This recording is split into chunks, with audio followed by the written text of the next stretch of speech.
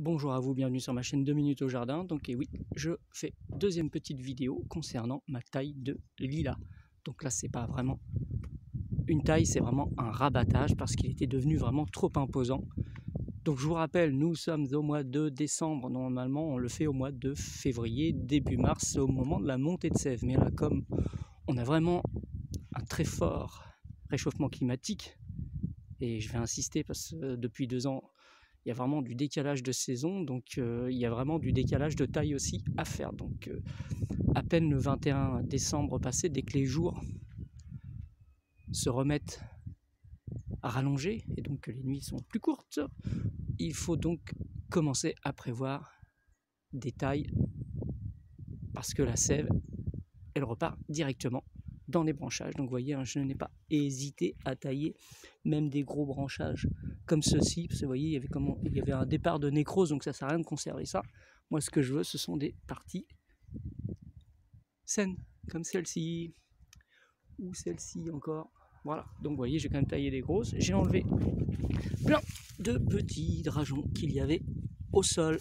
Et puis ceux que j'ai laissés, maintenant qu'il y a de la lumière au-dessus, vont pouvoir s'épanouir et prendre la place des grosses qu'il y avait. Donc c'est ça, on fait de l'aération, on taille un peu par étage.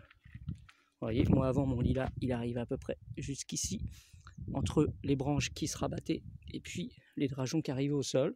Donc maintenant, je vais gagner déjà une surface en termes de pelouse. Et puis surtout, donc comme vous voyez, j'ai aéré. Puis j'ai fait un système, donc si on peut voir un peu, vous voyez, je suis parti à peu près à 1 mètre de haut, 1,30 m. Plus on rentre dedans, je vais monter à 1,50 m. Après, je vais attendre 1,80 m pour finir à 2,50 m.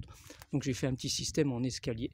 Mais j'insiste, j'ai aéré. Et puis, petite chose qu'on peut faire et en profiter, vous voyez, comme ça se fait tout seul, comme c'est bien humide en ce moment, et je vais enlever en même temps un peu de mousse et puis de lichen qui apporte de l'humidité au bois et qui fragilise un petit peu l'écorce, et puis surtout, donc qui va peut-être enfermer quelques petites larves d'insectes qui pourraient être néfastes au lilas en lui-même et peut-être à d'autres végétaux alentour. Donc j'en profite comme j'ai pas de bourgeons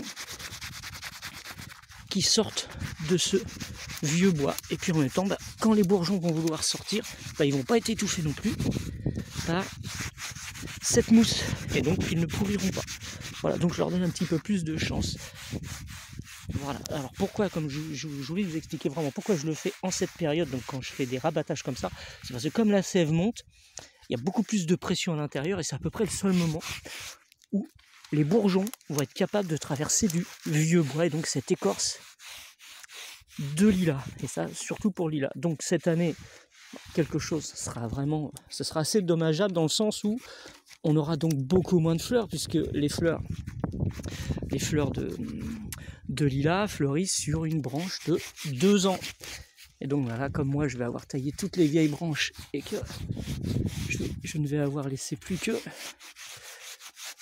quasiment que des petites branches de l'année, donc tant pis pour moi, je n'aurai pas beaucoup de fleurs cette année, mais ce sera un bien pour un mal, puisque l'année prochaine j'aurai donc un lilas qui sera parfaitement équilibré, beaucoup plus aéré, et qui pourra donc redonner plein de belles fleurs. Voilà, à bientôt pour une prochaine vidéo.